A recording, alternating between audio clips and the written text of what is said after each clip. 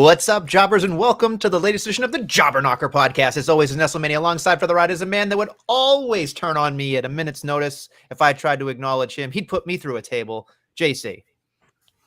You're damn right, Nestlemania. And speaking of that, as we go through the show today, I obviously listened to last week to you and TJ, and TJ did a wonderful job.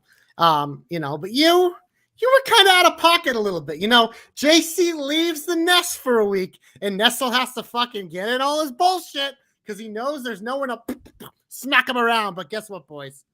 The champ is back, and the champ is here to smack Nestle around, but it's going to take a lot of energy, so I'm going to need next week off as well. But I'm here this week. If you can't see, if you're listening to us and not watching us, it says right there, the voice of reason, JC of the JK. So I assume I'm being taken to the woodshed today from this. Right off the top, before I even get to the shine, this man's always in the shine, but it's just like you just can't help yourself. You've been waiting. You're waiting because you want it to happen. Your anti-Cody agenda. Always. And TJ, he did clap back with that. He's like, whoa, Nestle, calm down. But it's just like you just can't help yourself. You're like, oh, JC's gone.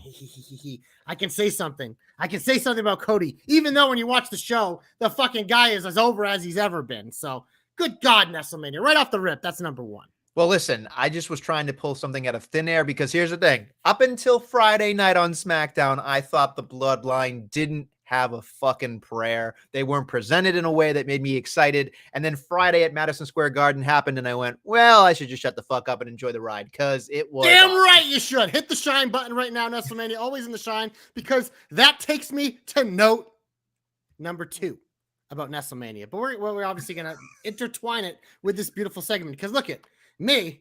I've been in on the bootleg Bloodline for like a month now. And last week you were like, oh, bootleg Bloodline. People call them that. Yeah, because it's fun. I'm saying it as a term of endearment. Because look they're a knockoff Bloodline. There's no Roman Reigns. There's no Usos. Guess what? You're not a Bloodline. And you know what? They got rid of the other old fogey with him. Paul Heyman, see ya. But Nestlemania, this has been, I do agree. It was a very slow start with this. It was a lot of like, whatever. But I think like the last month, they really have picked it up. And obviously, like you said, like this was the week where they just fucking to the moon. R.I.P. Cameron Grimes. But yeah, it's just like, look it. Obviously, Solo is going to be challenging Cody. Like you said last week, one of the correct things you did say is he's likely going to probably pin Cody in this match to kind of give it a little extra. We'll get into the preview of this, but I'm sure, Bloodline has one extra man right now. So maybe we get someone else returning at Money in the Bank. And no, it's not Roman, people. But we'll get there. But I was listening to you and TJ's discussion about Solo and the title, and you were kind of saying how you thought like he needed to win to like establish himself. And me, like, I kind of really disagree with that for 2 reasons. One, I think for Solo, the most important thing right now is Roman Reigns. So it's like he doesn't need a title yet, because what is really going to elevate Solo and make him feel important is when he is staring eye to eye with Roman Reigns. And the things that I didn't even realize about this feud is the last time they were in MSG, it had delay and Solo was staring at it before he gave it to Roman. And then you had the segment, I think with the Usos when they first turned last year, where they were saying, what if Solo's the tribal chief? And Roman started bursting out laughing and Solo kind of stared at him like, what the fuck, dude? So it's like stuff that I didn't even realize Triple H has been fucking laying it out for us. But the other reason I don't really wouldn't want Solo to win is we see it sometimes with champions. If a guy just gets a title too soon, the fans don't take well to that. And I think Solo is for sure a future world champion. I just don't think you need to rush it yet. Because I think we've discussed, like, especially when he got called up, we talked about the future of the Bloodline. I think we both agreed, like, Solo's the guy here. Like, he's the guy that could be the face of this going into the future, but it's not now. But Cody will be a nice test and an important part of the story because he's kind of like the twine that is, like, between Roman and Solo. Like, he's intertwined there, unfortunately, for him. And all these other guys in time with the Bloodline, they can't get the fuck away. But I would think it would be a mistake for him to win. I just don't think it's time yet. But when Roman Reigns comes back, I'm curious your take on this too, is because I want to see how Roman reacts. Because is he going to be upset that Solo's copying him? Or is in Solo's mind, by him mimicking Roman Reigns, he's thinking he's honoring it. Like, this is how I've been studying you, Roman. I learned from you. You stepped away, so I stepped in, and now I'm trying to run it like you would run it. I'm curious your take to see if, like, maybe there's going to be a little kindness or if it's going to immediately be like, slap that boy around. I think up until Friday, I would have agreed with you that the respect factor would have been in there. But the minute you put Paul Heyman through a table, I think that's the tipping point for me. If I was Roman Reigns, because it's like, okay, you beat up Jimmy. Everybody hates Jimmy, and it's just whatever. And then like the rest of Not Dom. no, Dom loves Jimmy. well, whatever. He's in fucking island to himself. I love him, but you're fucking out of your mind, Dom. But the others, it's like, okay, Jimmy is gone for obvious reasons. Roman Reigns is gone for obvious reasons. They've not touched the Yeet Master on Raw. So it's like Heyman's the last piece of the puzzle. They don't really fuck with Sammy because he's on Raw. So I feel like there's other things and factors that are happening here. Like if you look at the Solo gloves, somebody had shown me a picture of it. It's the same gloves as the Fiend without the words on it. And I was like, oh boy. And the way that he was staring at it was just like, okay, I'm into that. And then of course, like we knew that Solo could have a promo. We just never really gets the chance to be because he's the enforcer and stuff. But when I look at it, I think I still believe of seeing Jacob Fatu and Roman Reigns face to face to me would make me fucking go, this is legit. Like, because there's something about Jacob Fatu that just has the you can't fuck with him factor. Camacho and Tamatanga are like, they're great, but those guys kind of have like a comedic feel, and they're brothers, so they feel slightly less than. So it's either Solo or Jacob Fatu for me. But I don't know. It's so interesting to me to see what happens. Dumb. I do not believe the Fiend and Solo interacted at all. I don't think they've. I saw that more of like him just kind of honoring him than like I know like the parallel, but I don't know if there's any particular meaning there. It's like one of those things like Bray meant a lot to a lot of these guys, and maybe he meant more to Solo than we thought, or it's just a coincidence. I don't know, but I know people were really looking there, and I'm like, I don't know. Maybe there's a link there down the line, but I don't see one at least in the near term. I don't know. I just thought this entire segment was fantastic. The lead up to it was great with the line that Jacob Fatu was too dangerous and they're going to get him out of the bloodline. And they introduced him with the you can make fun of me for not watching entrances. When I saw that entrance, I went, that's a star right there. That you should watch entrances more often. No, but I just think the presentation of Jacob Fatu has been on spot on personally. I think all of the new bloodline presentation, like just the presentation of it has been amazing, but the I don't believe Solo as the leader. If it was somebody else and all these guys, I'd be fine. Like if The Rock came back, I'd believe it. So this is the first time, or maybe last week and then this week, where I felt like Solo was doing something that went really for the jugular, really felt like he was calling the shots. The fact that all of his new members acknowledged him and gave him love and praise was very effective for me, because now I'm like, okay, I'm believing in this a little bit more. I can, suspend my disbelief, as they say. So, but there's an id factor with Jacob Fatu that may already be there that you don't have to fucking tease out with Solo and that noodle hair. But it's interesting to me to see where we go. But I do agree with you, JC, that when that face-off finally happens, it's going to be fucking nuclear. Yeah. I feel like we're going to end up in probably somewhere around the October-November range for that, but I could see, because I have a feeling, obviously, like the big note for this is Solo and Cody at SummerSlam. Whether it's like at the end of that show, imagine if Roman came out after the match, after it happened, or if it's like the SmackDown after. I feel like, because I'm assuming we get like the War Games this year has to be a Bloodline Civil War. Like it's what we all kind of want, but the timing of that makes so sense. So you do have to get to November for that. That's why I kind of asked the question about Roman at first. Like maybe he kind of plays it cool, because I did rewatch that Uso segment because someone posted it where they were like, where he was laughing about Solo being the tribal chief. But it reminded me that like Roman always kind of like had a look of fear in his eye with Solo, because it's just like he knew he was a badass and he always kind of treated him that way. Even if like we're not there yet as viewers, like Roman's character has always respected Solo more. Whereas like he felt like he could talk down to the Usos and shit on them and whatever. But with Solo, like that time when he laughed, he was like, oh shit, I shouldn't do that. Or other moments through it, it's like when Solo was holding the lei, like Roman kind of gave him this like the oh shit eye, because so it's one of those things like I'm so curious for that interaction. And like you said, it might not be for a while. They've been slow burning this, which I think is smart. And I mean, look at Roman said it like with the Cody stuff. He's like, just because it's ending, he's like, the bloodline saga is nowhere near done. And this is what he means. And that's why I think this year, like you said, we really finally got to the meat, because I think this was important, because as good as Heyman has been, I think he's been holding back this group in terms of like where they can go from here, especially as like fucking diabolical heels. So by sacrificing him, it obviously elevates them. But now we get to see Solo with no wise man, where all he has is his right-hand man, Tama Tonga, whatever they call Tonga Loa, and now his new the infamous, yes. And now his new enforcer, which is Jacob Fatu, and they're going to run Roughshot, and just like I expect chaos. So I'm very curious to see what they do. But yeah, I mean, this stuff, I think it was by far the highlight of the week. It was the headline of the week, and it feels like we're finally getting somewhere with this. A 58-year-old man taking a fucking power bomb through a table. Yeah. Like, and he never takes bumps.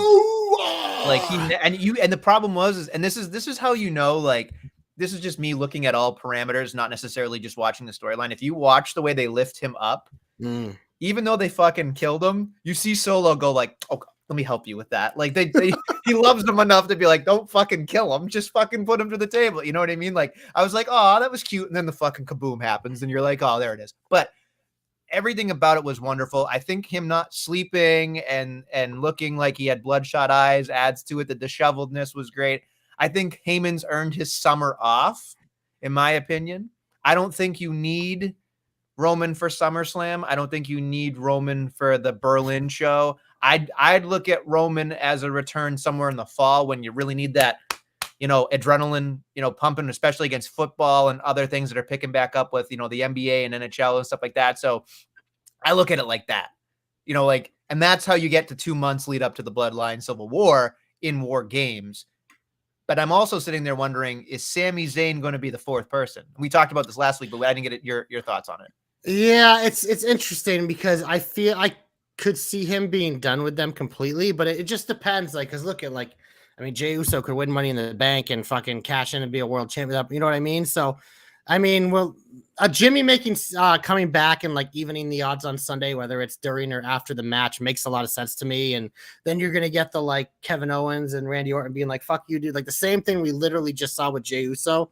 Earn people's trust. I think we're gonna kind of be through that with Jimmy, but yeah, the numbers don't add up because Solo's team has 4 currently. There is the rumor of the next Samoan coming in because it's just like a fucking train. Choo choo, baby. I don't know how to pronounce his name, so I'm not going to say it and embarrass myself. Tonga. There is that guy, but there's also another one that begins with an H. Oh God, there's Zillafat too as well. Hikaleo or something. No, yeah, that's the thing. There's so many, so it's just one of those like I could see Sami Zayn is it making it in the 4-on-4, but like, what if Roman brings in his own guy? I honestly don't expect The Rock. I think the next time we see The Rock, he's probably going to interact with Cody. And honestly, at this point, I was thinking because when you guys were talking about the Solo possibly beating him, I was like, I really don't think Cody's going to lose that fucking title till he loses it to the fucking Rock. And yeah, I said that. I think The Rock's going to fucking beat Cody. Or something at some point. That's how you say it, by the way. I'm not even gonna know. So. That's how I picture in my head, but I don't know if it's pronounced Hikaleo. I gotta say this much. There's 2 things Samoans do. They wrestle and they fuck. I mean, that's literally all they do. Jesus Christ, folks. I mean, there's like 45 kids in this fucking family tree.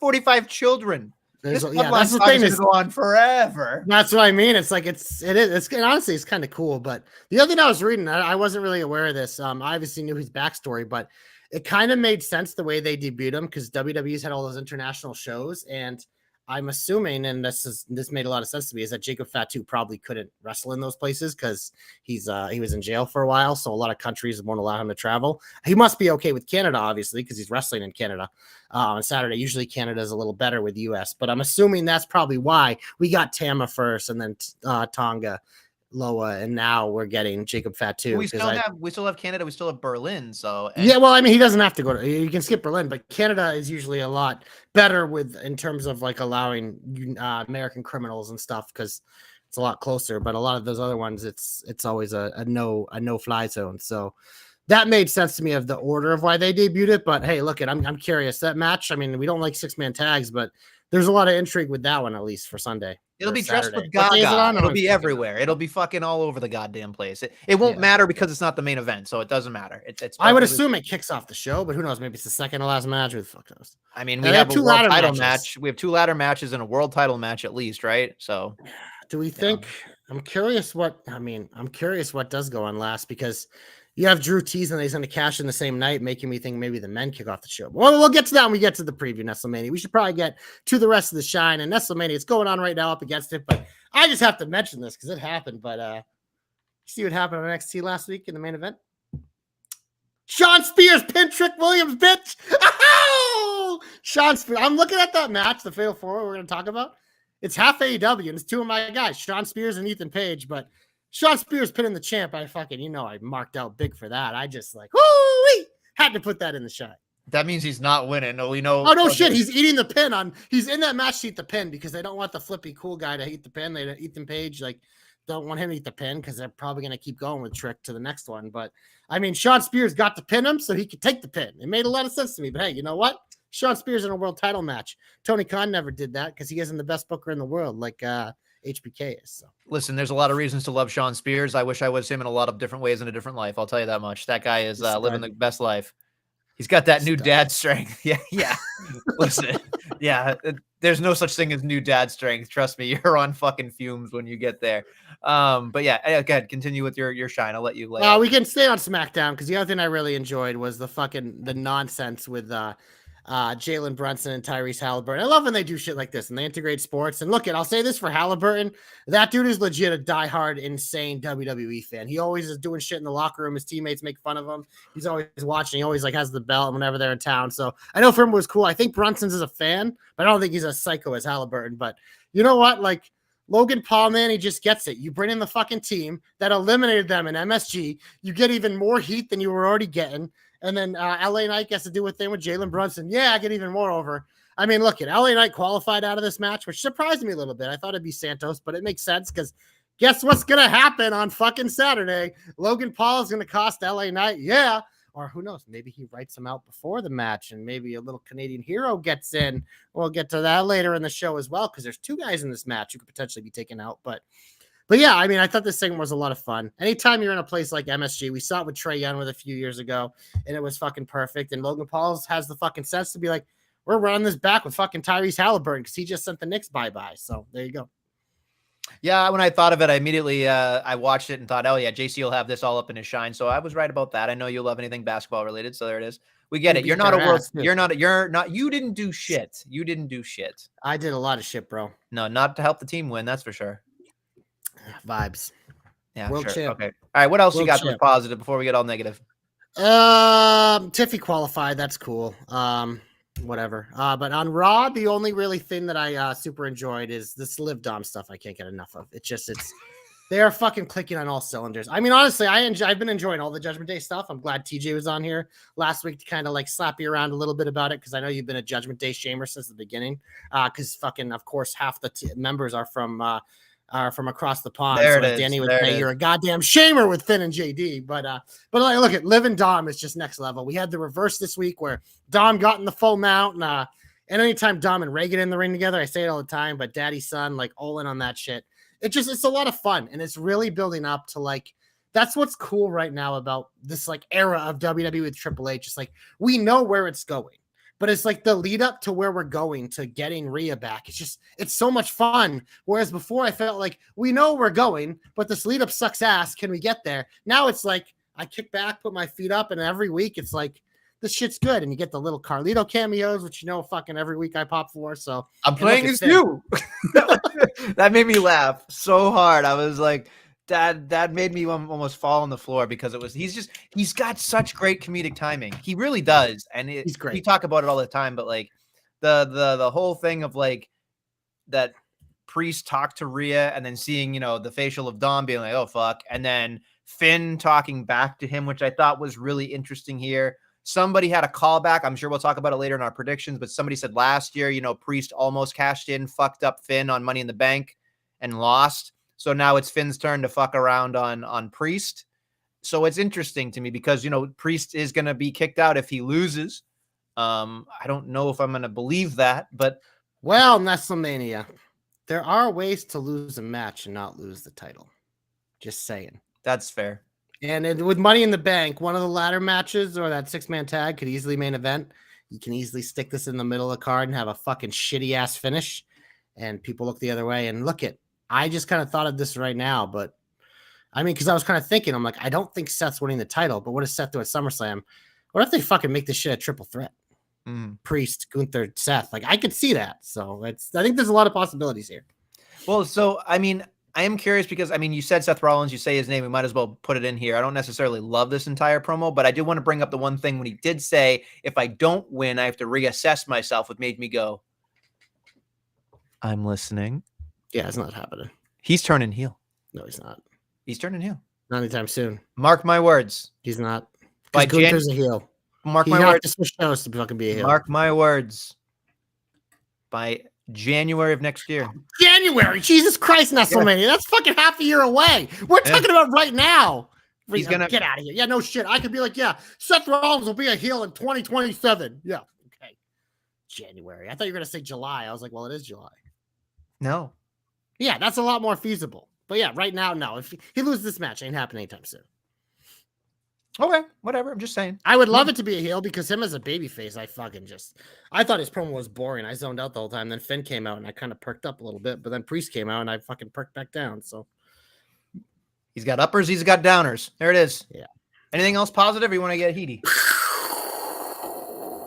Get him off my TV, get him off my TV, get him off of my TV. Hold on. He said, is there any Seth interactions with Howdy before? So that's interesting because... Did Howdy interact with anyone besides Bray and LA Knight? I don't think so. I don't think so. And maybe Lashley, because that's what they were starting. Oh, no, Hit Row. Well, so Ashanti and Cedric are going to be feuding? They could be. Yeah, you know. They were in the crowd a couple weeks ago. Yeah, they were. Yeah, that's great. Thanks for being there. Collecting a paycheck. So let's get going on this. I'll just go in fucking order of SmackDown and Raw. The one thing I will say is the triple threat with the women's made me kind of mad. It felt like Jade is still clearly learning on the job. I'm glad she didn't get added to the ladder match. She definitely still needs a lot of work there.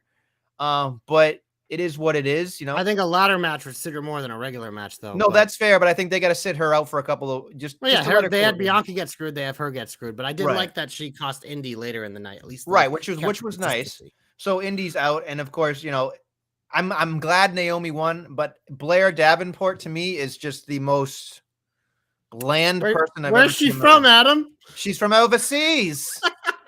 Shame her. She's Danny, bland. where are you? Bland. Any chance he gets, I'll bring up. I'll just start saying random British bland. or Irish or Scottish wrestlers. Bland, boring, awful. Bland Davenport is her name from now on. Bland. He's not my favorite either, but no, but she's not. She's just. I'm all for everyone getting an opportunity. She just looks like a sourpuss to me. It looks like she just had a sour. She looks like patch. a good heel. I just don't know. Yeah, it's too much. Too much. Anyway, then we move on to. Well, I guess that's the end of that. I'm going to move on to Raw. I'm interested. We didn't talk about this. I'm guessing that you didn't put this in your shine, but we did not talk about Jey Uso's promo, followed by Gable, followed by something else. Do you want to talk about that now or you want to talk about later? We can talk about it now. You didn't like it? I don't know. I'll be honest, like the Jey Uso thing, I was just like, eh. And then Gable came out. I'm excited for Gable, but I'm having trouble unpacking this, as in, like, I don't really have a reaction to this yet, because it's like Gable is involved in so much already with his own people. He now is in the Money in the Bank. It's just all this stuff. But he also has this, like, weird thing going with, like, he's the first feud for the Howdy family. It's just, like, it's a lot to fucking take in and understand. I'm sure it'll all make sense once we get there. But right now, I'm looking at him like, this fucking guy just, like, he's involved with like 30 people with the roster at once. So it's just like my mind is like, I can't fully wrap around like what they're trying to do yet, which I'm okay with. I like not being able to, but it's just like, I'm very skeptical about how this is going to play out. Guthrie's here. Agreed. Jey Uso's entrance, best part was Michael Cole. I tend to agree with Cole's the dapping and the whitest kids, you know, so to speak. But no, that was fine. See, for me, I don't necessarily have heat. Jey Uso comes out, entrance was fucking fire. Everybody loved it. I love the crowd, you know, getting in there. I'm like watching to see if I see any of my friends or anybody I know doing that. I didn't mind that. I didn't even mind Gable. I thought Gable's promo was strong. I love the presentation of the Wyatt stuff. And so I do agree with you that it's a lot to take in. But I think that it's good for Chad Gable because the more TV time he has, the more he seems important, right? Like we get inundated with the Dom and Liv thing. We get inundated with the Bloodline stuff on SmackDown. Cody Rhodes has to be everywhere. But Chad Gable to me is like, he's connective tissue in a way that like he's malleable in that he can balance all of these plates and make sense of it. Because if you look at the way he had that backstage promo with Otis, I didn't love the promo at all. I thought it was kind of whatever. Shout out to Channing Thomas, our boy who killing it on the indie scene, was walking in the background there, and also a security guard on SmackDown. But just the whole thing of like, you saw the Wyatt video, they're coming after me. Now, in theory, yes, they probably are. Maybe they won't be. Maybe they're coming after somebody else. You know what I mean? But like, Gable's adjacent to it, right? Like, we don't know. We have no Jason, that motherfucker got glock Arn Anderson right in the fucking skull. And like Bert said, fastest recovery ever. I'm just saying. Yeah, no, it's weird to me because I'm trying to see where it's going and I can't. So it's just one of those things, like I don't have a full reaction to it yet. I didn't love the Jay and Gable back and forth. It was kind of like, well, you stole the Fireflies. You did this. I was just kind of like, it didn't do a lot for me in terms of selling the match. But I mean, I will say they seem like two of the favorites in this match because like we've discussed already, it feels like LA Knight's easily going to be written out by Logan Paul. I mean, you don't believe in Andrade, but I mean, I might fucking pick Andrade in this match just because I'm looking at it. I'm just like, there's not like a clear cut thing. But I'm curious because I'm curious how the Wyatts, they haven't done a lot yet. They're literally just showing up when Gable's around, then dropping off fucking VHSs, which credit to WWE for having VHS players in the fucking trucks that can play these videos. Cause I can imagine that, that's not something you normally have back there. So credit to them for actually having that old piece of technology. Bertsky saying, I didn't understand I'll take this mosquito line. Nobody wants mosquitoes. Look, I tend to agree, but like, I think he was just trying to be funny and it fell flat on his ass. But we'll talk about the predictions later on in the program, but I am so interested in a lot of different things. I'll talk more about the Wyatt stuff and the VHS stuff and my hope a little bit, I think, just because we should probably expand on that. I have a hope in general, but I'll double dip some hopes because I got a rant I gotta do too. Moving on to the rest part, Cross and Woods. Oh, I'm sorry, Guthrie. I am. But like, when Woods wins, it's like he just erased the 7 champions he beat, right? Like, because then did he though? Because who did Cross beat the week before? He beat Kofi. Yeah, and then he lost to Woods, who's the guy he's trying to separate. I know, but like, so he put the money in his head, be like, look you're better than Kofi, because he can now say, Xavier, you beat me. Kofi couldn't. You're better than him. Don't let him hold you down. Oh my God, I should beat this shit. I'm a fucking genius. I didn't even think of that. I just did it to try to spin it back in your face, and it works. You're welcome, Guthrie. Go ahead. He said defend it, JC. It was a good match. Now look, I did enjoy the match. I thought the goons did their fucking business, which was fine. But then at the end, they fucking kill Kofi with the fucking whatever it was. It looked like he fucking ripped his arm off, whatever. He's recruiting Woods. Of course, Woods had to win. Guthrie gets it. Listen, guys, smart. hair thin logic. And you're not talking about your thinning hair, Adam. Yeah, well, I don't have to wear a hat. Do you? I don't have to. I like wearing a hat because I think you wear a hat because you're sensitive to the top of your head. I don't wear hats sometimes on this program.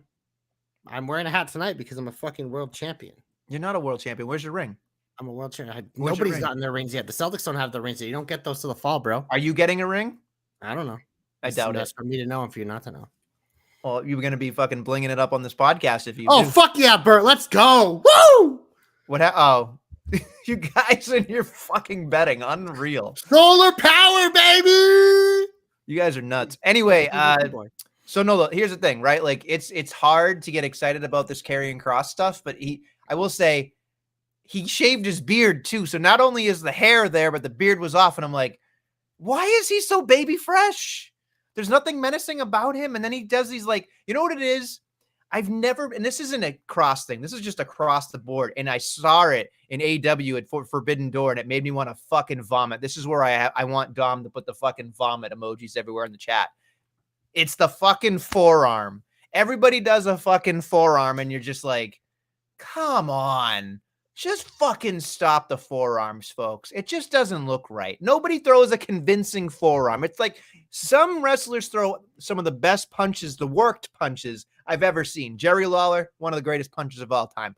Other people have great punches. But what I've seen everybody and their mother throwing a goddamn forearm, I'm just like, there's no gusto. There's no emphasis. There's no impact or follow through to it. It's just like, and then this guy doesn't sell. And then I take one and I don't sell. And then I give you another one and you don't sell. And I'm just sitting there and you're just like, How many fucking elbows? So you know what? I was elbowed out by Monday after everything I watched. Honest to God, it's fucking ridiculous. It's the men, it's the women, it's anybody who wrestles. Stop with the goddamn forearms. None of you are menacing with forearms. Sorry.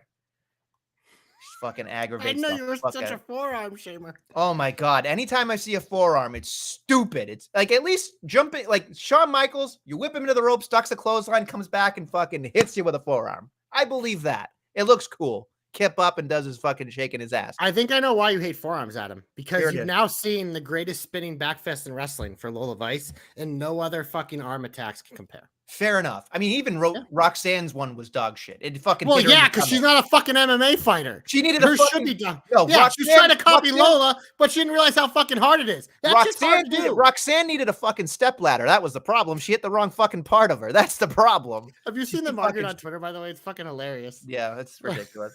Fucking ridiculous. Anyway, moving on. We had the Liv and Zelina thing, which the crowd didn't give a flying fuck about until the Mysterios came out. Which, whatever, it is what it is. I can't do it. There's something you're about an LWO shamer too. So. There's something about Zelina Vega that just comes off like I couldn't care less about her. Not at all. I think you're like alone in that. Zelina's a stud. No, your penis thinks she's a stud. She sucks. No. I like Zelina. I think she's super athletic. I think she has a fun you're thinking with your penis. She always fucking anybody that likes Zelina Vega. She dresses up like fucking cosplay. Like she gets it. She gets the industry. I'm telling Malachi Black. You know, he's gonna spin kick your fucking head off. He will kick my teeth out. That's fine. She's a tomato. I'm sure she's a lovely human being, but in the ring, the disrespect you throw at people, a tomato can. Oh my God. You're disgusting. Listen. When she's on my TV, there is not a doubt in my mind that she is going to lose. Never. She never wins. Well, how did that work out for you? Because she won matches recently building up to this match. So you must you probably fast forwarding. She probably beat even worse tomato cans to get there. God. You are so disrespectful. You can't call people tomato cans. And then when they try to build people up and you be like, they had no depth in the division. It says, in your eyes, you're insulting everyone. They have to give Liv tomato cans. Enter Zelina Vega. That's what it is. Guthrie knows I'm right. He likes my tweet. There's no one else to her to fight. Becky's not here. Rhea's not here. There's no one else on Raw besides tag teams. And his girl Zoe Stark, but she's going to win Money in the Bank. So, all right, whatever. Of course, Nestle hates Zelina. She's married to an European. Yeah. Oh, yeah. No, did you see what Guthrie said? First ever Queen of the Ring. But yeah, definitely uses everything. You fucking moron, Nestle. I'm not a moron. You're an idiot. You're a moron. She's not You relevant. are a goddamn moron. No, I'm not. When you see her in a match, do you automatically think she's going to win?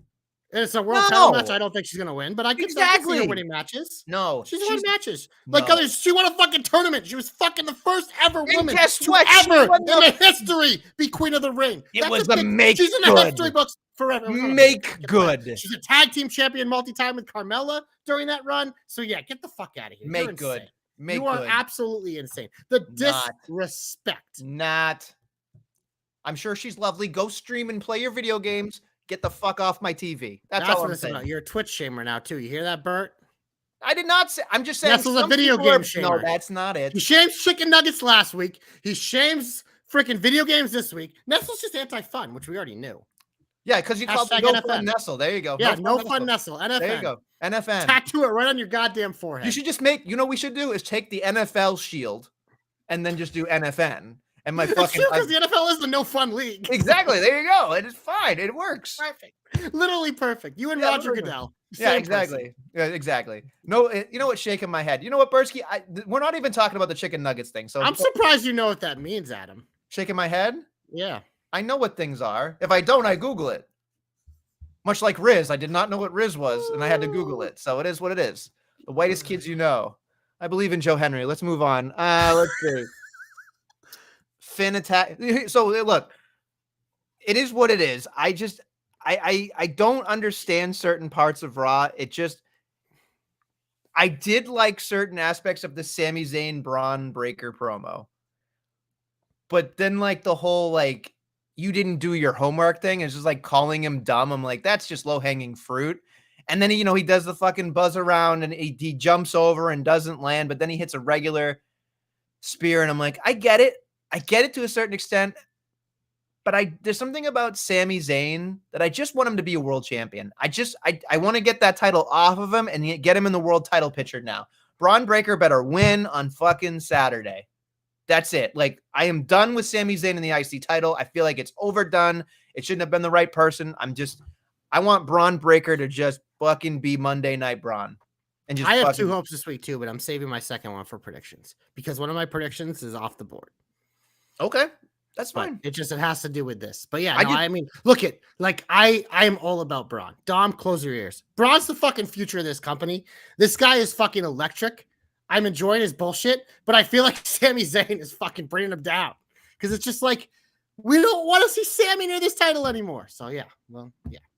Hopefully it's over. Braun Breaker is going to have a list of people lining up to have great matches with. Yeah. Hell yeah. Sami Zayn, he cannot have a bad match, but it's the match probably going to rule on Saturday. It is. It's going to be fantastic. It's just like, watching Sami Zayn in this role right now since WrestleMania, even the lead up to WrestleMania, I'll even beg to that point. It feels like somebody that goes back to high school after they've graduated. Just fucking move on. Don't fucking come back and try to be the cool fucking kid because you're a loser. Just move on. Sami Zayn needs to fucking graduate to the tippy top where he fucking belongs. Whatever they're doing with him right now, I can't fucking deal with. It's fucking excruciating on my television. It's excruciating. We done? Yeah. Okay, moving on. Let's see. Damage Control and Lyra and the Fire Bitches. It's just whatever. 6-woman tag on Monday, baby. I like Lyra. Kaden got involved backstage. I like Lyra. Oh, yeah, that's the other. Ding, ding, ding, ding, ding. Next part of the Nestle. I almost forgot about these. Yeah. So Nestlemania. Last week. Well, you complain. This isn't just last week. You complain all the time about the women's tag division not being legit. Then you have a solid match last week with the women's tag team with Casey and Kaden, and you fucking call them cans like you did Zelina. It's like they just had a serious match, a 2-segger, and you complain about them not making legit. They give them TV time, and you have the audacity to come and be like, waste of time, they're cans. Get the fuck out of here. Did they I'm lose? start calling you a can. Yeah, Did but they doesn't mean lose? you're a can. People lose matches all the time. I call them tomato cans because Roman Reigns lost to Cody Rhodes at WrestleMania. Can. Roman Reigns fucking can. He hasn't won a match ever. Let me ask you Terrible. This is the reason I call somebody a can. The minute I see the match graphic, if I know the fucking finish, you're a can. That's they it. They fucking just had the titles like fucking 2 months ago. I'm just saying. They weren't on. They were champions. They weren't on TV after they lost their titles. No, they weren't. They were eating and catering. Don't fucking be like that. They were eating and catering. Everyone eats in catering. That's what it's there I'm just saying they're not on television. They're not doing their fucking. Okay, Roman Reigns isn't on television right now. There's Rock, a difference. No, you're a fucking asshole. You're Becky Lynch not on television right now. I'm talking about the Ripley, people who are not stars. Can. No, I'm talking about the people that are not stars that haven't made it to the mountain. You know how they become stars? By getting TV time. I agree, but guess what? Right now, they're not important. They got a 2-segger match. That doesn't matter. Doesn't matter. The match was dog shit last week. You're dog shit. You're dog shit. God. I got 2 more Nestle things to check you on. Go ahead. Just get it off your fucking chest. I'm going to do them when they're appropriate. Do them when they're appropriate. To be fair, let's see what Guthrie says. To be fair, Isla and Alba were never on TV, and then they won the titles out of nowhere. What you gonna say about that, Adam? But you're okay with that because that's a nepotism win. You want to nepotism win? Nepotism because they're from fucking Scotland. That's why they won. That's why they won. Big pop. That's because here's the thing, Guthrie. Here's the thing. Because with the exception, I'll say this much: with the exception of Jade and Bianca, that women's tag title division was in shambles for years. It did not matter who had them. It was dog shit. But now it matters. Irrelevant. So no, it doesn't matter. It doesn't matter because those women, Jade and Bianca, I love them, they lost the titles. They're not cans. They didn't lose them because they didn't get pinned, dickhead. They're all cans. Zoe Stark not a can because she just won a match, but the people that she beat, cans. Zoe Stark is a can. Zoe Stark and Shayna Baszler are cans. Sorry, clearly not. Zoe Stark's in Money in the Bank. They're all cans. Yeah, you're just a moron. People are there. People are there. Take a vacation. You're a can. I'm just saying. Can we move on? Yes. Can we move on? We didn't even talk about the fucking banger and the main event with Drew and everybody. You didn't put that in your shine. Yeah. You didn't like that? It was What the fine. fuck's wrong with It was you? good. You didn't put it in your shine.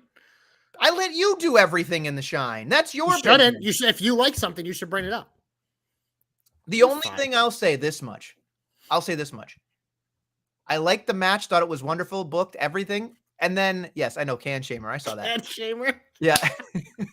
I'm not a can shamer. I'm the opposite of a can shamer. You're a can shamer. No, you're JC literally is. shaming everyone and calling them cans. Never mind. You're too dumb to understand that. I am not. Do you just Braun Breaker me? Are you kidding me? I'm gonna fucking spear you like Braun Breaker did Sammy tomorrow morning. How you like them apples, bitch? Right into the driving range. It'll be great. Two fucking idiots brawling for no reason. No, look.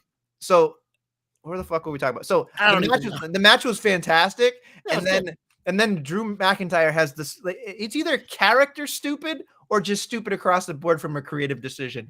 It was just like, so I'm gonna win and cash in and be champion on fucking Sunday or Saturday, and I just thought to myself, I'm like, all right, I know this is for storyline purposes. I get it. I fucking get it, folks. I know it's make believe. But all I could think about was, you've just fucking gone through all this shit with CM Punk. You really want to tell CM Punk, who's sitting at home, I'm going to win Money in the Bank, I'm going to cash in the same night. Well, wouldn't CM Punk get his lazy fat ass off the couch, buy a ticket to fucking Toronto just to fuck with you? You fucking moron. What a terrible idea. It's a great idea from a character standpoint. Drew can't help himself. And he think he wrote CM Punk off television. Guess what? Nestlemania, what do you get when you go to the store? What does the clerk hand you after you check out or print out of the machine if you do self-checkout? Yeah, that's coming for Drew, and it's coming on Saturday, baby. Saturday. It's Saturday. Those collision rates going to be great this weekend. I know, right? It's going to fucking tank. But the Owen Cup is going to make everything better. Whatever. But it's just, it bothers the fuck out of me when he said that line. I'm like, just shut the fuck up, Drew. Shut the fuck up. Just shut up. That's it. It's still real to you, damn it. It is. That's what I got from that round. Here's the other thing too, is like, just from a dumbass standpoint, right? Like, if Chad Gable can get, fucking shot in the head and show up next week, and CM Punk just got dragged around, it's like, of course he can fucking come back the next week. Fucking, like, come on, Drew, be better. You're killing it. You're fucking on so much higher than, he's probably top 3 in WWE right now. He's fucking killing it. And he fucking says a stupid fucking thing like that in a promo when I went. Here's the thing. Money in the Bank is exciting. And now I'm looking at it like, it's a foregone conclusion. There's like who's gonna win? Who's gonna win? I'll save it for later, babe. Yeah, it's not a foregone conclusion. Not in the men's. It is. The men's and world's our oyster. If you fucking start eating him, I'm gonna laugh because he ain't winning. No, and he ain't winning. They put him on the fucking poster. That means he's not winning. No, I know who's winning. Anyway, do you want to get hopeful? Would you like to get hopeful? Glorious. You're my only hope. Would you like me to go first? I've got 2. Sure, because mine's about AEW. So okay, I'm gonna do a hope. This is off of my tweet that Bertsky, endorsed. Dakota Kai is a fucking stud, is a star, and every time I look at her, I'm just like, what are we doing with her? Why aren't we doing something with her? Get her away from Damage Control. She's awesome on her own. She was awesome in NXT. She did great stuff with Tegan Knox. Thanks for coming. I forgot all about you until I said it. And then all sorts of things were going on with Dakota Kai. Yeah, she had some injuries and stuff, but she's a great talker. When she was injured, she was talking for everybody in Damage Control. She did fantastic with that. She's got great facials. She's got emotion. She can wrestle. She's got a great scorpion kick. There's literally 0 holes in her game. And yet somehow, some way, we're putting all these fucking cans everywhere. Everywhere. You know who's not a can? Dakota Kai's definitely. By your definition of can, she 100% fits that, unfortunately. And I'm a huge Dakota Kai guy. Team kick for life, baby. But by your definition, Adam, she is like the ultimate can. She's leading the fucking can parade down Nestle Street. You're absolutely right. I can't fucking. There's no way I can defend that. You are absolutely right. I think she deserves better too. She absolutely more. This is bad, Bertsky. More like to can Knox. Am I right? That's pretty good. That was a good one. No, but look, she's a stud. She's absolutely a stud. And yet somehow, some way, they're not using her, and it drives me up a wall. It's like the answer's staring you in the face. Her, you know. Okay, they're not using her to her best abilities. Is that fair enough to say, do you think? Sure, yeah. Thank you. No further questions, Your Honor. Want my second hope? I guess. I didn't know we were doing 2. I just told you I had 2 for the price of 1. All right. We didn't talk about the Wyatt video. No, we didn't. That's where I was getting hopeful. All right. So there's a particular part in that Wyatt video. Obviously, they did the whole, back and forth in different chairs and all that nonsense to draw the visual that Bo Dallas is Howdy is, Einhorn and all that shit, whatever. And so, what? You don't remember that reference? Howdy, Einhorn. Finkel is Einhorn? Einhorn is Finkel? Yes, whatever. Yes, I know.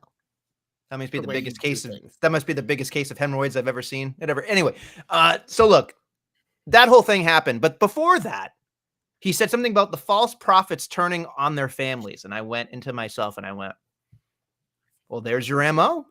There's literally everything that you ever needed to know about the Wyatt Six. They're going after people because Bo Dallas, all he wanted was to keep his family literally alive. He wants a family. He has no family, so he created this thing. So he's ashamed of all these people who have a family and are treating their families terribly. So Gable fits that list. But then I went into a further list, JC. This is where I know it's got legs. I'm not going to say that the Wyatt Six is going to be the greatest thing ever. They could fuck it up. But when I was watching that video, all I could think about was, holy shit, that video, besides the fact that, I don't know if you noticed this, but the door was glowing in the background finally. Thought that was pretty cool.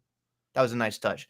But the false prophet thing, you're like, okay, could be Priest, could be Finn, could be Dominic, because they're all kind of fucking around in that family, right? They're all fucking up somehow. You got the Gables. You've got Solo. You could get Roman. You literally could pick any faction. Throw a faction in there. Somebody's fucking doing something stupid.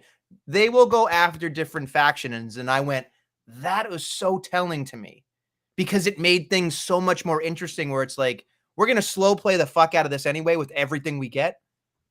But that, to me, that's at least, I don't know, a year's worth of content right there that they could slow play the fuck out of with this stuff. And I love it because they could literally eat so many people alive without even wrestling. By the way, do you agree or disagree? Well, that was my question. That was my question because I agree with the theory of, I think when you brought up a couple weeks ago, like I agree with that theory of it. But my next question is, you talk about all these feuds. How do you pay them off without wrestling? How does it end? I'm going to say something that's going to really upset you. You ready for this? Yep. Cinematic matches. I mean, look, I like cinematic matches during the pandemic, but as we saw with the audience, it doesn't play as well. It doesn't matter. I think they're going to do it. I think this is the instance in which it works. You can do it. You absolutely can do it. Is it going to be what everybody wants? No. Is it going to be everybody's cup of tea? Absolutely not. But if you're going to do it, this is just me being me. Dexter Lumis, not a great wrestler. Eric Rowan, we know ain't going to be a good wrestler. We know Nikki's a serviceable wrestler. We know she's pretty good in the ring, but she's serviceable. I thought Nikki ASH was better than Nikki Cross. Right. Joe Gacy to me. I was going to say, if you insult Joe Gacy's wrestling, we have a problem. No, Joe Gacy's the only one to me. Okay, good point. Right? And then Bo Dallas, not necessarily the best, not a bad wrestler, but he's not somebody that I don't want to see like bell to bell. That doesn't get me excited about. Bo Dallas doing the other stuff gets me excited. So I look at this and think, so how do you protect all of these people? You just keep doing what happens in cinematic matches. You pay them off that way. And that's enough. Because I kind of want Gacy to wrestle Chad Gable though now. So here's the thing. Can he wrestle for them? Cinematic tin can match. Thanks, Danny.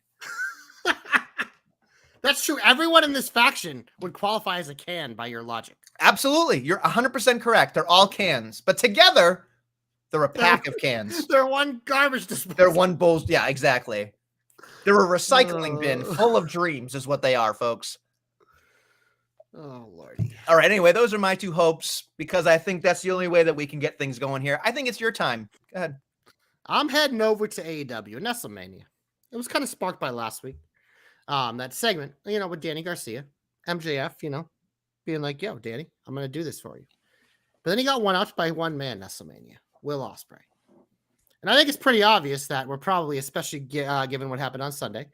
I mean, I think probably fucking Danielson's gonna win that stupid fucking tournament to give Swerve what he wants at All In. But I was like, man, Adam Cole's clearly not ready, so that's not going there for MJF. And MJF fucking went on to like, the title is not in my cards right now. I'm just like, fuck you, god damn it. But I was like, man, you know what does get me excited? Will Ospreay. Not only because they're like the two best acts in AEW in the men's division, and I really would love to see them interact, but because it also got me to be like, look at this little like half baby face MJF thing doesn't do as much for me. But you know what can get MJF back on track to being MJF? How about the most fucking over guy in the company? The biggest fucking baby, the Billy Goat, Will Ospreay, baby. I would love this to be the beginning of MJF getting back to being MJF. And enough of this fucking like cool guy. Oh, I have Triple H's jacket. Blah, blah, blah, blah, blah, blah. Oh, I'm going to wrestle a bunch of fucking guy I've never heard of on pay-per-view and fucking have a fucking 3-week feud with Roosh that fucking rooshes me to sleep. But that's mainly my hope here, is that we're getting this Ospreay MJF and they do it right. We can get MJF back to being MJF, because it's a lot easier to do that when you're fucking feuding with Will Ospreay. Now, granted, when Adam Cole comes back, makes it a little bit difficult, but it's one of those things. Even if like it's one of those things that they tease this a little longer, maybe they don't rush it right away. It's AEW, so they're definitely going to rush it right away. But if they start laying the groundwork where Ospreay continues to kind of do this one-up thing with MJF, and eventually that's when we get the turn, because I think we agree. The money in AEW is with these two right now. It is. They are the guys. Swerve's amazing. I love Swerve. He bought himself a big fucking boost up as champion with that nice win on Sunday. But it's like there's two guys in AEW in the men's division that fucking they get your attention immediately. That is Will Ospreay and MJF. And when they fucking get down to business, Nestlemania, I'm in. So that's my hope. I would prefer they not rush it, but it's just like, let's use Will Ospreay to get me MJF back and also have a fucking banger on the way, bruv. Listen, I'll be honest with you. I think MJF is as cold as he's ever been. Yeah, because you bring him back and you fucking feud him with goddamn Roosh. Ain't his fault. That's terrible booking. Listen, awful booking. That is poopy fucking shit. I'll say this much. Stinky boo booking. I'll say this much. This is just me. I'm probably on an island here. But here's the thing. You're gonna call him Can? Yes. No, of course not. He's a lot of things. He's probably got a fucking can in his pants. That's the other point. But the one thing I will say about MJF as I'm watching him, for me, you can come out on podcast and all this say the shit about how much you love AEW and all that shit. I'm going to say it. I think him re-signing with AEW told me everything I wanted to know about Maxwell Jacob Friedman. He's scared. He's scared.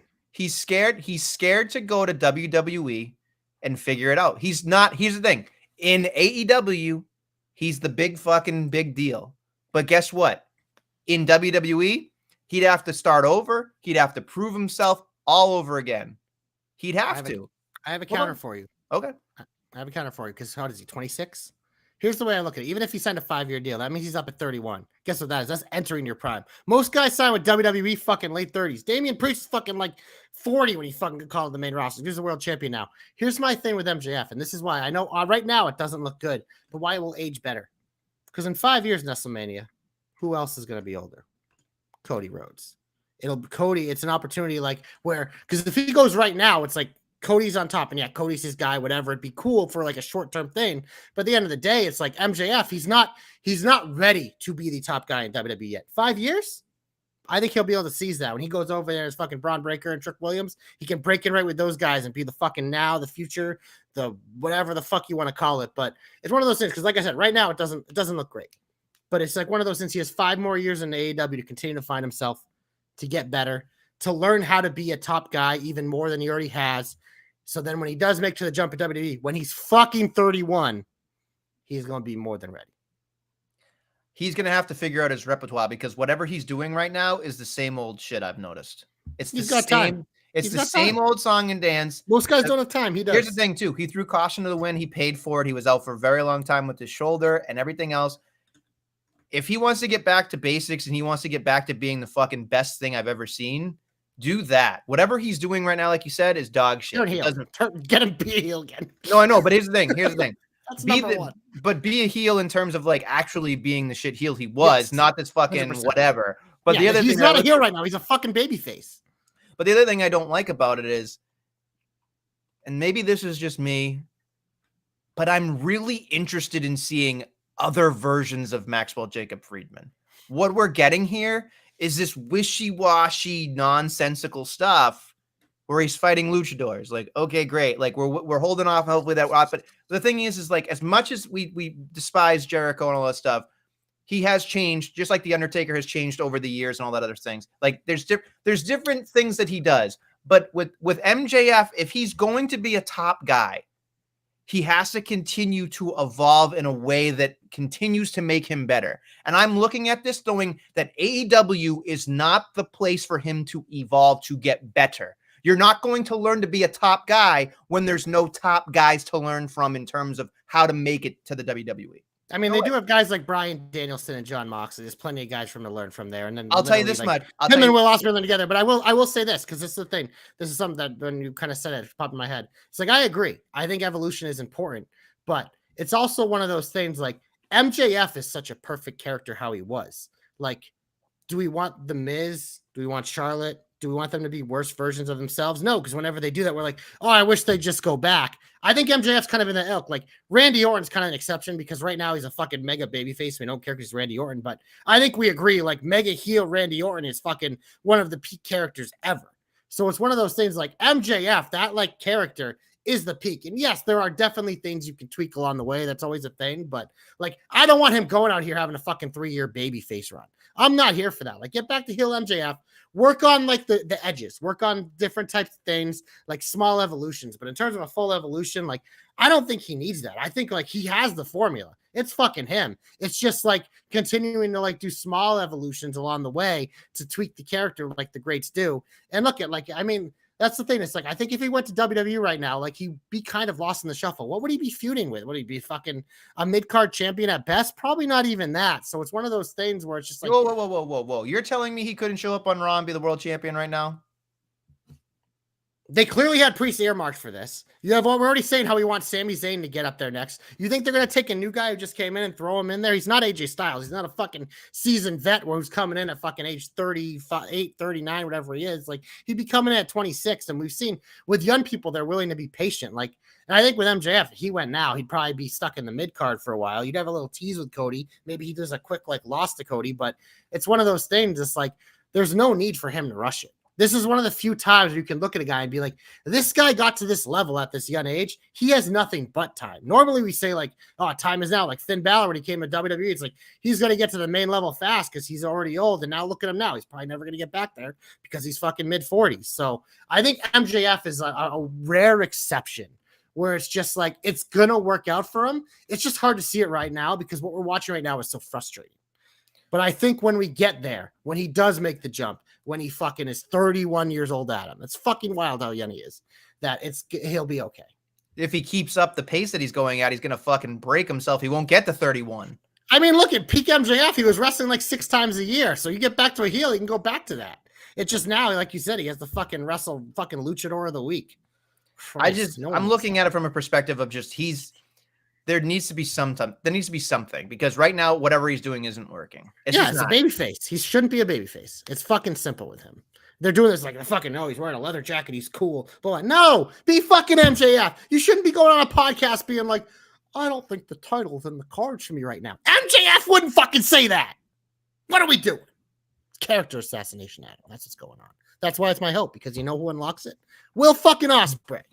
Because he's the only guy that could be fucking more over than MJF. All right. Let's move on. Time for our comeback.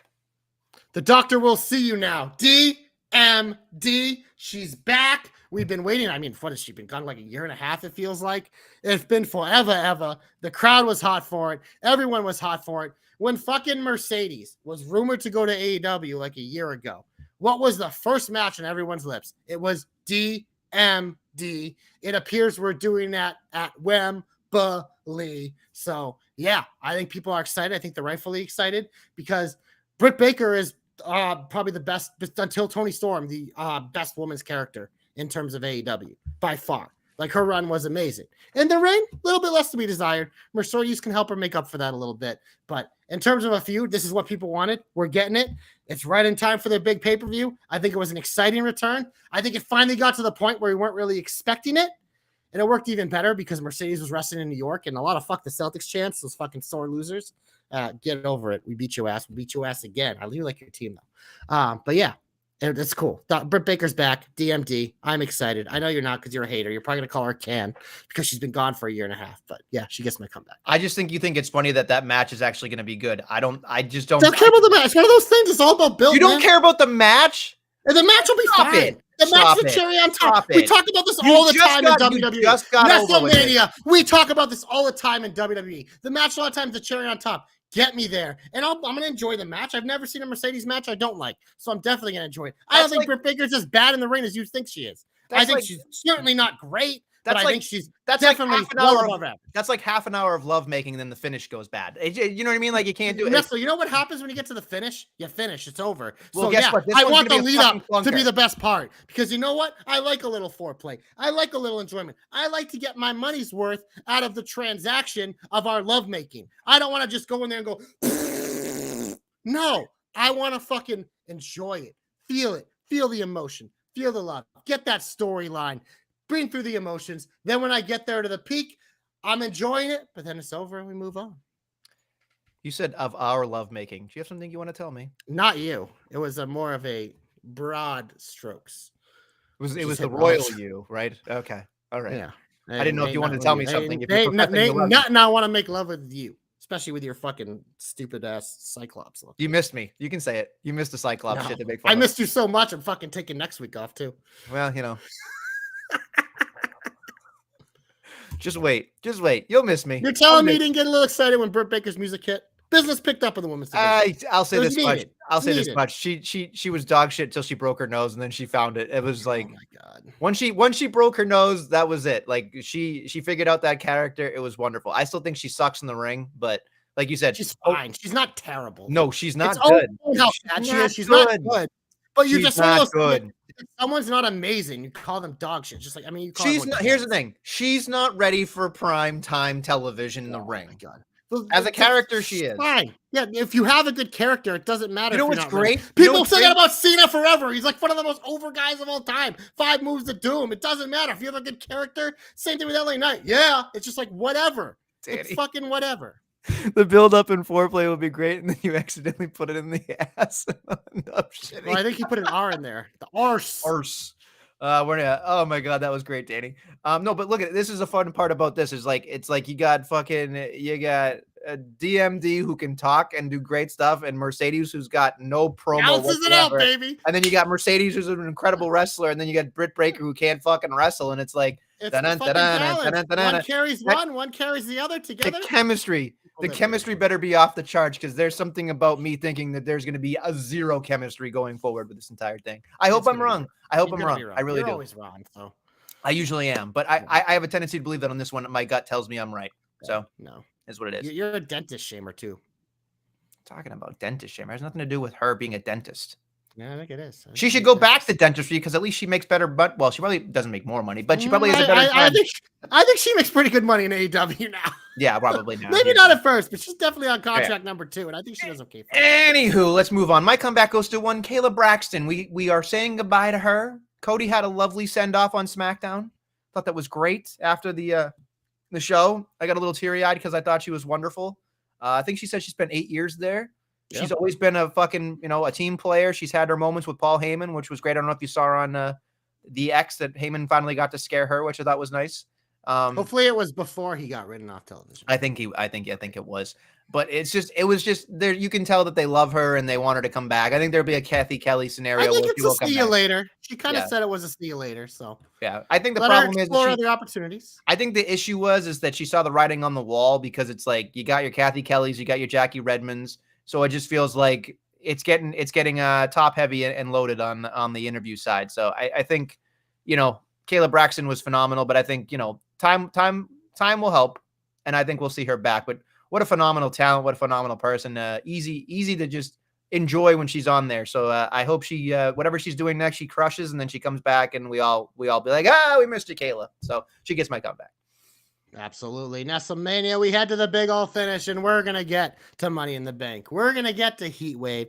We'll even touch on a little, the Doors of Forbiddens and a little AEW. But first, on SmackDown, we have I think the WWE tag titles or the World tag titles. I don't know. The WWE tag titles. One of the tag team titles are being defended on SmackDown, where A-Town Down Under will be defending against your boys, the DIY. Who you got? I kind of want DIY to win in SummerSlam, so I'll say that not at SummerSlam, in SummerSlam. You see what I did there? In the SummerSlam. In the SummerSlam, that was the whole thing. In the Silver Dome. I will say some chicanery will happen here with a DQ or some type of false finish kind of thing, and we're gonna push to good old SummerSlam because I think the pop will be huge there for them. Yeah, it'd be nice. I think it's honestly looking more likely at this point that they might be defending at SummerSlam.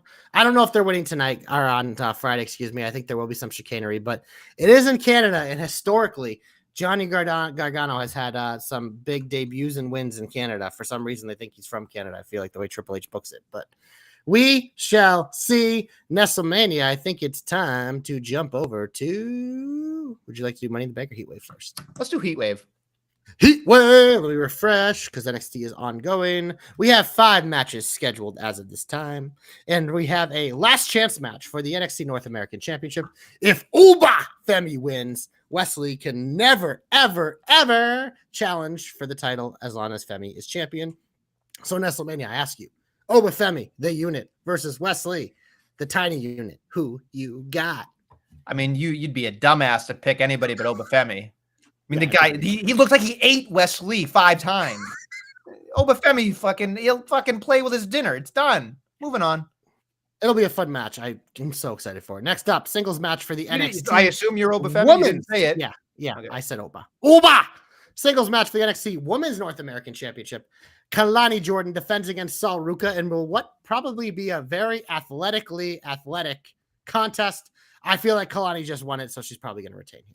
Exactly. Wrestling logic. Kalani should continue her reign because you got to fucking give her the fucking parade for a while. Next up, tag team match for the NXT Tag Team Championships. Nathan Frazier and Axiom defend against Chase U, Andre Chase and Duke Hudson, along with Rich Holland, Riley Osborne, and Thea Hale. Nestlemania. This match is just, who the fuck cares? I feel like they're playing up the storyline that Frazier is like not focused on it, and Chase U's won him before. They're gonna do it again. Maybe Ridge helps him cheat to win. Give me Chase U in the upset. I guess. You're gonna pick Chase U. All right. Yeah, I feel like Ridge is gonna help him cheat again. I feel like I'm gonna pick the Math Brothers only because I think this entire tag team division needs to be reshuffled. It's weird. It's very odd to me. They called up the Creeds. They called up Braun and Corbin. They left this. It's weird to me because the rest of the program is so fucking awesome. Yeah. And then I'm like, is there a tag team? They have some up and coming tag teams, but they haven't really pushed them yet. They've debuted a bunch, but they haven't really pushed them yet. So, I would assume Out the Mud would be the next people to win. That would be my them. thought. And then there's the other new tag team. Idris and Malik get a lot of TV time, but I mean, in your word, they're probably definitely cans. They're cans. Yeah. They're absolutely cans. I'm not going to disagree on that one because I don't think they might be a team where I don't think I've ever seen them win. Same with Hank and Tank. So, right. They might actually. Hank and Tank are cans for sure. I think they're facing someone next. I don't even know, but whatever. We talked about this too much. We disagree for once. That's nice. Next up, match of the year, singles match for the NXT Women's Championship. Roxanne Perez defends her title against Lola Vice. There it is. He's gonna dislocate. WrestleMania, pocket, new champion. Give me Lola Vice. Really? Yeah, why not? She's stud. Back fist Roxanne to fucking Never Neverland. I'm gonna pick Lola too. I think it's time. I was not expecting that. I was picking with my heart on that one. I think Roxanne has shown that she can play both sides of the heel and babyface coin. I don't think there's much more she can do. I agree with that. I think we need to move her up after SummerSlam. Let's move her up, or after Berlin or something. Let's make her a new deal. Let's do it. I like it. Lola is all around. Next up, Nestlemania, the main event, Fatal 4-Way match for the NXT Championship. Trick Willie. Whoop that trick. Defends against Javon Evans, Ethan Page, and Sean Spears. I mean, Trick Williams is winning, but I am very excited for this match. This is a foregone conclusion. Trick Williams is winning because, like you said, your boy Shawn Spears is eating the pin. I do like everybody's presentation going forward, though. I think that they've done a great job making it feel. The problem I have with the Trick Williams thing is Shawn Spears is going to be the guy that helps get other people over. That's what his job is. I mean, he's pretty much a player coach at this point. Right. I think he's fine with that. Evans has got raw talent written all over him. 22, I think he is. He's got raw talent, but then it's just like he's going to need to be seasoned for a while. The fact that he's in this is kind of like just let's see how you do. And Ethan Page is just like, I'd like to see Ethan Page as NXT champion. But I think we might get there. But I don't know how much other, like, this is the other part too. Now that you have Trick Williams on top of the mountain, I don't know how many singles men stars they have to me that they can go up against Trick. Well, that's why I think the Ethan Page signing was so important, and the Shawn Spears being there, because these are guys that you can do feuds like this, and it works because they are seasoned veterans. They're solid character heels. And they're definitely like Trick working with these guys just makes them better. That's the thing. That's when I look at, like, it's the same thing when Braun got it for the extra year he spent there, and what Roxanne's doing now. It's like everything they do is just gaining more experience for the next level. And I think it's so important, especially in Trick's case, that like this stardom came so fast, but like having that program with Dragunov, we saw it elevate him. Working with fucking Trick with Spears and Page, he's just going to keep getting better. And I think that's the most important thing with him right now. I look at everybody on NXT and I'm thinking to myself, I don't see the next babyface after Trick yet. I mean, they really like Javon Evans. I don't know if it's him, but it's just one of those things. It's like Oba's probably going to be NXT champion at some point, unless if he gets called up too fast. So there's the guy right there. I don't know how well Wesley's sticking down there, but I think Frazier's a guy that has a lot of potential, a lot more than his fucking partner in crime there. It's going to. I think you mean partner in math. Yeah, and Tony D'Angelo's still down there. He's a babyface. If they need him, they can plug him in at any time. They just have him fucking holding that stupid cup right now just because. You know how you know you're cold? And you know what? We got Trick and Noam down the line. They kind of teased it till he got written off. So, and Noam's a great character too. You know how someone's cold in NXT? They're holding that fucking cup. That's how you know they're cold. No, it's just one of those, like, we don't have anything else for you to do right now. Right. Because we're not going to have you. We're not going to feed you to Oba. We just had you do Dragunov. So we're going to let you breathe away from Trick for a bit. So it's just like, play with the cup a little bit and with Charlie Dempsey, make William Regal. Yeah, Charlie Dempsey. Whew. That's exciting. Hey, you know what? He's going to get all the chances. So, Nepo, baby. It is what it is. Anyway, you want to go to MITB? Yes, Money in the Bank Nestlemania. We have 5 matches as of now. We have a 6-man tag match player. Cody Rhodes, Randy Orton, Kevin Owens. That's a dream team if I've ever heard them. Taking on the Bloodline, which could be any 3 of Solo Sikoa, Tama Tonga, Tongaloa, and Jacob Fatu. I would assume the Bloodline wins this match, and then they beat these boys out at the end, and that's when Jimmy Uso returns to kind of even the odds, and then you get like the weird stare down. But I'll take the Bloodline. Also, put the ones up. I think this is an easy way to pin Cody to get all the way to SummerSlam for our boy Solo Sikoa. That's it. Solo's getting that pin, baby. By taking out Heyman, pinning Cody, it helps build him a little bit more legit, and hopefully in your eyes, as a naysayer. So next up, we have a singles match for the WWE Intercontinental Championship. Nestlemania, Sami Zayn defends against one of the Braun brothers. This is the Breaker variety. Who you got? So my heart feels like I want Braun Breaker. I absolutely need Braun Breaker. I cannot stand the thought of having Sami Zayn be the IC champion any longer. But then it's like, you can't bet against Sami Zayn, can you? And if we're going by Bruce Pritchard wrestling logic, who was holding up the title on Monday? Braun Breaker. Braun Breaker. So, Sami Zayn. Well, here's the thing, Nestlemania. Because for my second hope, which I am going to spread out over my predictions, Sami Zayn has to lose this match. Because where are we, Nestlemania? Toronto, Canada. We're in his home and native land of Canada. Which means, Braun's going to get a lot of heat when he pins Sami Zayn. But I will just say this. I'm going to pick Braun Breaker. Stay tuned for the rest of my predictions to see what is next in the journey of Sami Zayn. Next up, we have a last chance match for the World Heavyweight Championship. If Priest wins, Rollins will never, ever, ever challenge for the title as long as Priest is champion.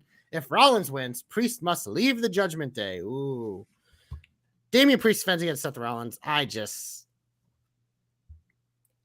I think TJ made an excellent point here that they brought back Rollins so that he could lose to Gunther. Yeah, I don't know if I feel that. I don't know if I feel that because I don't, unless if they're immediately getting into Priest and Finn, which I think is where the money is. It's just like, what did we do this Priest title reign for if he's not good enough to face Gunther at some, you know what I mean? So I feel like it's weird because I could see a scenario where this is like a DQ or a count out or some stupid fucking bullshit, no contest or some shit. And so Seth technically wins the match, but Priest is still champion. And maybe we get a triple threat at SummerSlam. Maybe TJ's half right. I could see that. Add a little Rollins to Gunther and Priest, kind of spice it up a little bit. But I just, it's also one of those things. Like I could just see them trying to make, by pinning Seth Rollins, wouldn't that make Priest a little more legit to face Gunther? So it's kind of twofold. I'll pick Priest, but I don't feel good about it because you don't feel good about it. Wow, this is a weird one. I think there's a lot of directions they could go. It's hard because I feel like you add. I feel like they added that out of Judgment Day thing as a red herring. Yeah. So I'm gonna pick Priest only because I feel like everybody expects him to get booted.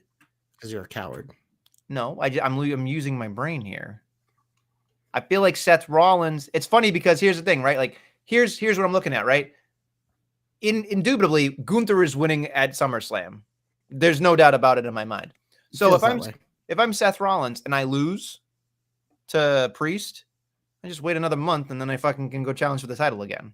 So Seth Rollins is losing. That'd be my thought. All right. So we ended up in the same place, but for different reasons. Next up, Money in the Bank ladder match for a women's championship match contract. Io Sky takes on Chelsea Green, Lyra Valkyria, Tiffany Stratton, Naomi, and Z360 herself, Miss Zoe Stark. Nestlemania, I ask you, who you got? It's a 2-horse race for me, JC. Okay.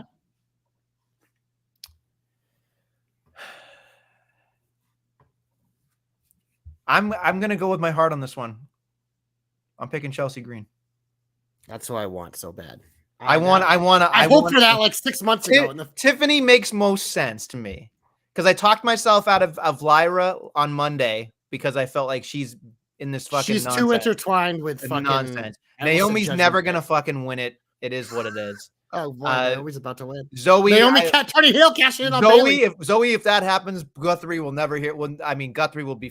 You think I'm bad? Guthrie will fucking ticker tape parade the shit out of that. She ain't winning, and Io already won. I don't see her going back to back on it. So it comes down to me and Tiffy, and they are in Canada, which is the home country of one Chelsea Green. You want to talk about a fucking pop? I'd go with Chelsea on that one. So I'm gonna pick. I would love that. I'm going to rank them backwards because I think it's a 2-horse race too, but it's not the 2 you think. Number 6, I'd put Io because like you said, she literally just won it last year, right? So no. Naomi, I would put 5th, even though like imagine if she won and turned heel on Bailey. That would be interesting. Not going to happen. She's 5th. I will put Lyra at 4 because I just feel like she's way too intertwined with the other nonsense and she doesn't need it yet. She's still so new. Number 3, I will put Chelsea Green. I'd love for her to win. I do think I agree. I think she's a major dark horse. I think she's someone that would be fucking cool. She's someone who would make the most out of the briefcase. But it's a 2-horse race for me, not something. It's Tiffany Stratton or Zoe Stark. Zoe Stark? Yeah, I think legit she has a legit chance to win because I'm looking at this and like I think Tiffy's the obvious choice. Like she's the obvious choice, an easy way to do it. They already like teasing her with Nia. Nia can fucking win the title at SummerSlam as a heel. Tiffy cashes it on her. You got Tiffy and Nia for the title. Tiffy has a big baby face. Like that's an easy thing to do. And it makes a lot of sense. And I love it. And I think Tiffy's ready. But man, it's just with Zoe, I'm looking at this. I'm like, she could be the person that holds it forever. They're fucking teasing this shit with Sonya, like Guthrie mentioned earlier, of like maybe being smarter. You could have her hanging out with a businesswoman with the business briefcase. And it's just she doesn't have to cash in for like 6 months. She could cash in on Rhea or Liv way down the line. And it's just one of those like, it also feels like a lot of the times they don't have this briefcase on the same show. So you kind of got to correlate it. And I think the Money in the Bank briefcase of the men's is going to Raw. So I'm going to pick Tiffany Stratton, but I think there's a real case for Zoe Stark, but I'll pick Tiffy. You went a long way. I did because I had to get into Zoe. I had to tease Guthrie a little bit because I legit think she's number 2 on my list to potentially win. I really did. You were tickling Guthrie, all right. I think it makes a lot of sense. And last week, I remember when I kind of like commented to you and Guthrie, where it's like when you guys were talking about this match, you're like running through it, and I'm like, Zoe's such the obvious choice because I feel like whenever there's a ladder match, they put her in You it. need a high flyer. Unfortunately, in Nestle's world, she was facing cans. So she when was. cans meet cans, you go with the can that's good in ladder matches. So and then move on to the main event. Here we go. Main event: Money in the Bank ladder match for a men's championship match contract. We're gonna be yeeting with Jey Uso. We're going to be shooting and not missing with Mello. We're going to be Alilo with Andrade. We're going to be shooshing with Chad Gable. We're going to be yang with LA Knight. And we're going to be fucking up our lives with Drew McIntyre. Nestlemania, I'll go first on this one. Because like I said earlier, we're finishing my hope off here. So like I said, we'll tease the episode. Drew McIntyre and LA Knight, both getting screwed. Do you think they both get screwed during the match? One of them is getting screwed before this match. One of them's probably going to be Drew McIntyre. CM Punk's probably going to take him out before the match. Drew can't compete. We need a 6-member. Well, guess what, Nestlemania? Fucking Canada's fucking hero got obliterated by Braun earlier. He can come out holding his ribs, all hurt, but he gets into the match. He convinces Pierce. He's in his hometown. The place goes fucking nuts. And by God, Nestlemania, I'm fucking doing it. I'm picking Sami Zayn to win the Money in the Bank. Put it down. I'm taking a big risk, but hashtag JC knows. Hashtag JC's hopes come true. This is part 2 of my second hope. Sami Zayn, Mr. Money in the Bank, 2024 in Canada. It makes way too much sense. So give me Sami Zayn. I hope you're right. It'll be quite a moment. That'd be quite a awesome, moment, wouldn't it? I still think after you laid everything out, I mean, I assume that Jey Uso would be probably the one, but I'm not picking Jey Uso. I'm going to go with the Mac. Because I'm hoping here. This is what I'm hoping. I hope he doesn't cash in because I hope he's thwarted off by CM Punk at the end and they brawl and whatever. I hope that's what happens. I hope he doesn't cash in because if he cashes in and loses, it's just like, what the fuck? You're so stupid. Here's what I want to happen. I want somehow, some way for CM Punk and Drew to do their whole thing.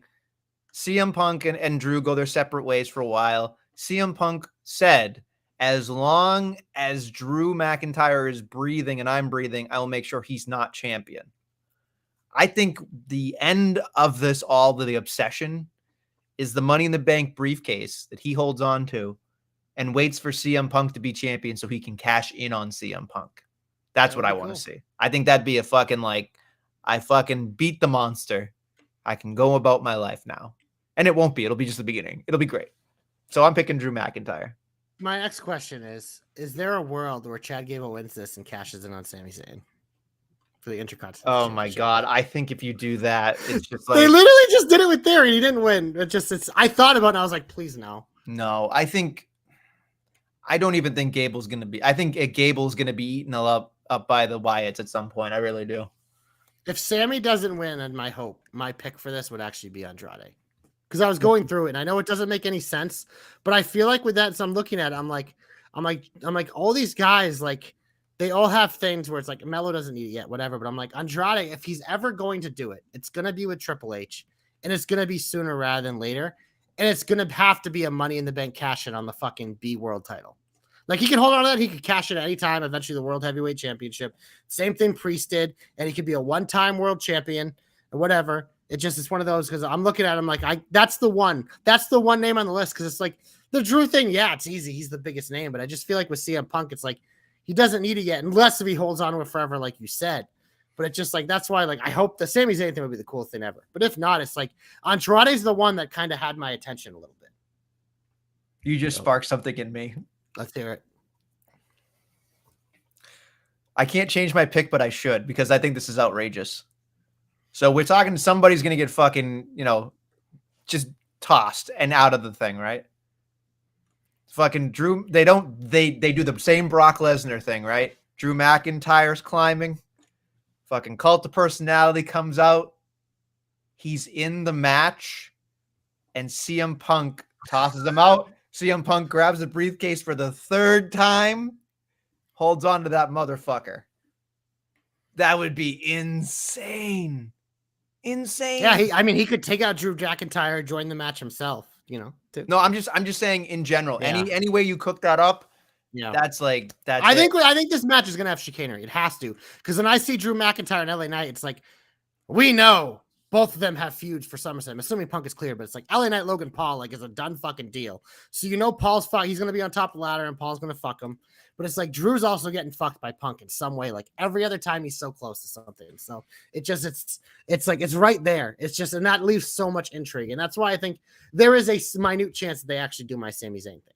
Because it's just in fucking Canada. And we feel like he's going to lose to Braun. Like, you want to send out your hometown boys, Sami Zayn and Kevin Owens, to fucking get their asses kicked and lose? You got to give the crowd something.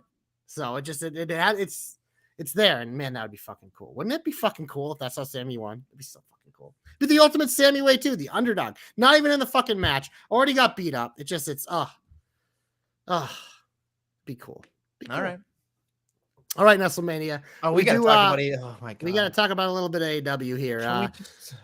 So I watched pretty much what I wanted to watch. I tweeted out the matches that I cared about. I watched the MJF match. That match sucked because it's some dude I don't care about. But the Tony Storm Mira Shirakawa match was fun, but all everyone fucking remembers is the three-way kiss because, you know, that's the thing. But it's just like this was, and I think our boy Dom tweeted it, and we've talked about this program too. Like, this is more of the stuff AEW needs to dive into because it's a really good story. And it was all surrounded around Mariah May, who we agree is like they're one of their future stars in the women's division. But it was just like using like her history with Mira and Tony and bringing it together. It's like, this is the type of stuff that fucking makes great feuds. I had no fucking idea who Mina Shirakawa was until this, but now I'm a big fan. Like, this is how you make fans, man. Listen, the triple kiss was nice. I thought that was great. Clearly Mariah May is the person who's going to win the Owen Cup and then beat her in Wembley. It's going to be a big fucking deal. Mariah May is the next world's champion in the women's division. I think it's odd considering the fucking top heaviness of the DMD and Mercedes and all that stuff. And then of course, Jamie Hayter, whenever she returns, is just like, well, I'll say this. It's like, we say that match, but it's like both pay-per-views Mercedes has been on. Like, her match has been in one of the main event slots instead of this match, which is earlier. So it's one of those, like, I like that the second title is being treated as big, but yeah, no, it does feel like it is kind of on top of that title right now, but right. Whatever. Either way, it's like those are two of the more interesting things. But yeah, the other match, the ladder match, was a fucking car wreck. Our boy Jack Perry won. Stud. Love that. No, not when I watched it, the clips. I just was like, this is fun. But like, I mean, Jack Briscoe's a fucking maniac. Yeah, Briscoe is like, he's winning me over with the promos, but it's just like, Jack Perry has zero charisma. It's so hard. It's so fucking Why it hard. works though, because I fucking hate him so much, and it's like that's why I started turning him like. And when he came back, and I've never liked him. I've always thought he's a fucking bum, whatever. But it's just like I watched him like this is gonna fucking work because we're all gonna despise him so much, and him by not actually being good at promos fucking works for him. And I hate it, Nestlemania, because it works. At some point, you got to have something. He has no anything anywhere. So. He has it right now, baby. He's that's the best part of the elite, and it's not close. Oh yeah. But yeah, so there was other shit. But then Mercedes match. I mean, look at big out showing for her opponent there. The funny thing I saw was like she'll be in NXT in 6 months. I mean, I hope so. That girl was awesome. Stephanie, how do you say her last name? Vacker, yes. I couldn't remember if it was Vacker or Vackery. I'm thinking Lyra. But yeah, I mean, I thought it was a good match. A lot of people were mixed. People either thought it was the greatest match ever or didn't like it like Dom. So I think there was a lot of, whatever. But I think that's everything Mercedes. It's either like she's the best or she's the worst. There's no in between because people either love her or hate her. Mm-hmm. But I thought it was a great showing for Vacker. And that's the beauty of something like this is when you get a big name star in these type of pay-per-views. They don't always love it, but in this situation, it can work. It's like, it brought our eyes to this woman we didn't know, and now I want to see more of her, whether it's in AEW or NXT, like people said. I thought, when I watched this entire match, all I could think about was I already know what Mercedes was about, so it was nice to see what this girl was about. I think that was important because it wasn't the Mercedes show, even though it feels like it, I'm sure. I thought she was a better wrestler in this match than Mercedes was, so that's a tip of the cap to Mercedes for putting somebody else in that position. She does that a lot, though. No, but I think we know she's willing to die for people, and it's just like that's why she gets hurt. Right, but I'm just thinking, like, chemistry-wise, there was a lot of chemistry. But I thought that if you had not seen either of these people, which you'd have to live under a rock to not know who Mercedes was, but if you looked at it, Stephanie came out looking like the better wrestler, and that's weird considering the person she was in the ring with. I mean, as a lucha shamer, were you impressed with her luchador skills? I thought she was great. I thought that here's the thing: there's a tendency with Mercedes to do overcomplicated things in her matches, which lends her to be slightly not as crisp. I thought Stephanie did a better job and was more crisp, so I thought her lucha end was better. Yeah, and that's, I think, why we disagree with a lot of stuff, because I like when stuff isn't crisp all the time, because I'm not watching ballet, Adam. I like a little chaos. That's why I like I neat am matches. so glad you're taking another vacation. I cannot wait for you to just be gone. And then we had the main event, which was really fucking good. I recommend it. If you haven't seen it, watch it, because Ospreay's amazing, Swerve's amazing, and these guys, it was a love letter to wrestling fans. It was fucking, I mean, it was, the super marks would love it, and then the non-super marks would love it. It was just fucking fun. I think if you have a problem with this match, you should have your head checked. That's probably what we should say. I agree. Yeah. The thing 100%. the thing that made Give me, your head a shake, pal. the thing that made me really laugh about this entire thing was just like, in my opinion, having Will Ospreay enter Wembley as a champion seems like, to me, like more money, like physical money in terms of where you're going or challenging for it or whatever.